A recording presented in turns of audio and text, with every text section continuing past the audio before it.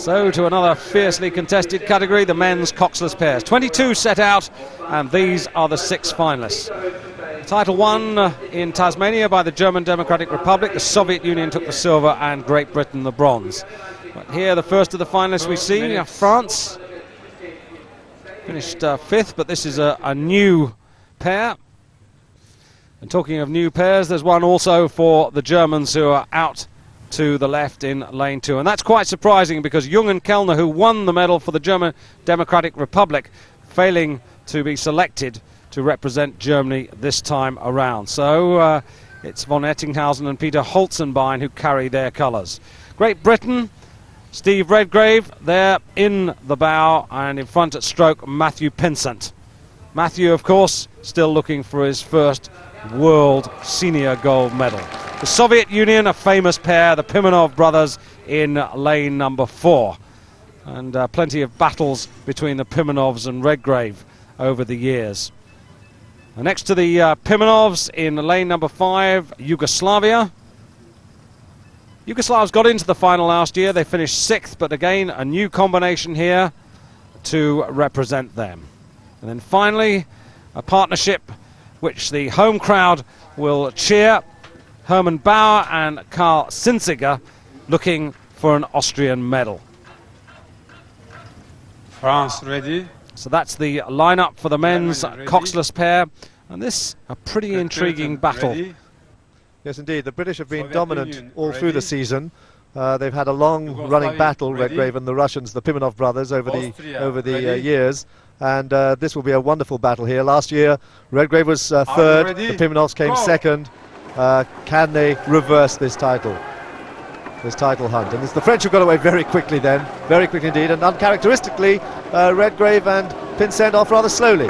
But the Austrians moving hard off the catch, rolling around a bit, a lot of water flying around, little crab there from stroke. That won't have helped them. And indeed, the Austrians very quickly dropped into 6th place with the British just ahead of them, but not by much. Well, now we can take a look here at Hermann Bauer and Karl Sinzinger. They're a very long rowing crew. They row very long at the front stop there, very long forward. They've been together for quite a while now. They won Henley a couple of years ago. Quick look across, got to get back into the field, and indeed they have. But moving very well are the young Yugoslav pair. Seem to be just up there in front with the French, who are beginning to get caught by the others. In the middle, Redgrave and Pinsent for Britain, the Pimenov brothers for the USSR, and there they are, neck and neck, but just behind these 2 leading pairs, France and Yugoslavia. Here are the Yugoslavian pair, Denis Zvegelj and Itzhak Kop. And Yugoslavia, yet another nation looking for their first medal of these, the 1991 World Championships. Well, the French are still holding on to it at the moment. And that's young Matthew Pinsent. He's 19 years old.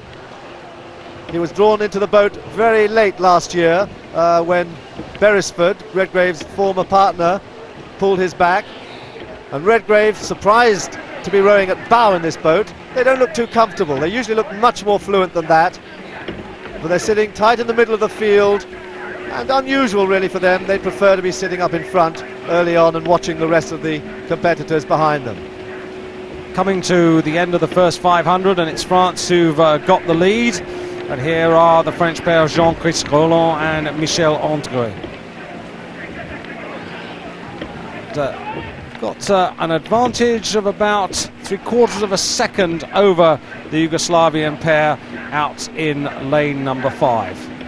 The British pair in 4th place at the moment. The Russians always good for the second half of the race, so they're going to have to watch this. They've been caught by the tailwind. The crews that are very effective are these quick-moving crews off their toes on the catches in the tailwind. They're picking it up very quickly. The power men are finding it a bit more difficult. Well, this is really a surprise at the moment because the Germans just about in 3rd place. Now, what is interesting that Jung and Kellner didn't make selection, and this team, or I should say this pair, were only 3rd in the German Championship, so there's obviously been quite a lot of late changing around. Well, I would have thought that a lot of those people have gone into the 4 and the 8, the West German 4 and 8. But it is clear that a lot of the people from the Eastern Bloc, former East Germany, have not made the men's team. Not in the way that the women have made the West German team or the United German team in the German team now. But it is very surprising that Jung and Kellner have not made this team. The British now trying to get back on terms. Very unusual to see them so far back down here after their performance during this season. Not really looking at all comfortable, and in fact the Yugoslavs are slipping away. They've got a length on them. The French in second place. On the far side, Austria moving up as well, and the Russians still in fourth. The British in fifth place. There they are. Yuri Pimenov and his twin have been so powerful on this circuit over the last 10 years, have been so dominant for the Soviet Union. Coming to the halfway point, and the French have been overhauled now by the Yugoslavs, who've got the lead. Austria just about in third place at the moment, ahead of Great Britain, who've got their bow just ahead of the Soviet pair. Now I just wonder whether this young Yugoslav combination can keep this going. Well, I wonder if they have the experience, because they got away terribly quickly, and to lead by so much so early on is perilous, really, and they've got some very powerful and experienced men coming up behind them. The Russians battling it out now with the British, really neck and neck, those two, for the second place position at the moment. But it's very, very surprising to find the British pair so far down. Are they going to be able to find the power over the second half? Are they going to be able to come back? They're very fit. They've done a tremendous amount of work. Redgrave says that he's in better condition than he's ever been. He's relishing the work he's been doing with his new East German coach, Jürgen Grubler, and they've moved into second place. They're beginning to break away from the Russians, beginning to break away from their old rivals, the Pimenovs, and they're now putting the Yugoslavs under pressure. So they're going to move. They're going to have to move now. And there they go, beginning to breathe very heavily on the two Yugoslavians, who look as if they're coming to the end of their tether.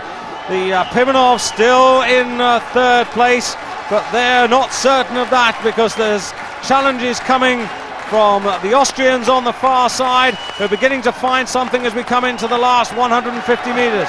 And Pinsent gulping in the air there. Redgrave, with all his experience, trying to make sure now as the British take the lead. The British in lane number 3. There's the bow of their boat, and they've certainly got command of the situation. The Pimenovs, they look as if they've given of their best, and watch for the Yugoslavs, who've still got the advantage over them. And on the far side, the Austrians are flying at the death, but I think it's come too late. The Austrians really trying to have a go at the Yugoslavians. The Russians now have got no more to give. Majestically now, Pinsent and Redgrave take the gold in silver for the Yugoslavians, who've held on, and I'm not really sure, Dan, who got the bronze there. Well, look at Pinsent. I mean, that was extraordinary, that race. They did leave it late. I mean, they left it until the last 400 metres, and I'm sure that they weren't expecting that. Redgrave giving a quick signal there to the Pimenov brothers, but there you see how much they took in the last 400 metres. They went right past the Yugoslavs, and the Russians so close up there for the bronze. Did the Austrians get it? The Austrians look like they got there first. Wow, that was close. Just wait till they get to the line there, and you could see there, what's that? Oh, not more than a few centimetres. Yeah, just a bobble.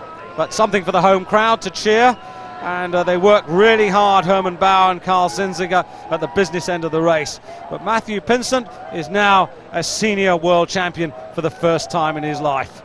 Well, at 19, that's not bad at all. But he was working hard on that. But what a phenomenal last 400 metres. And one's got to say, Dan, they've done everything at the end of the day this season. They've come through it unbeaten, and they've won the class. And well, Yugoslavia happy too. Yes, indeed. And the Austrians getting a bronze medal. Look at the size of the two British men. Redgrave at 28, Matthew Pinsent at 19. What a pair. And so Great Britain get their second gold medal of the day. Much rejoicing in the British camp as we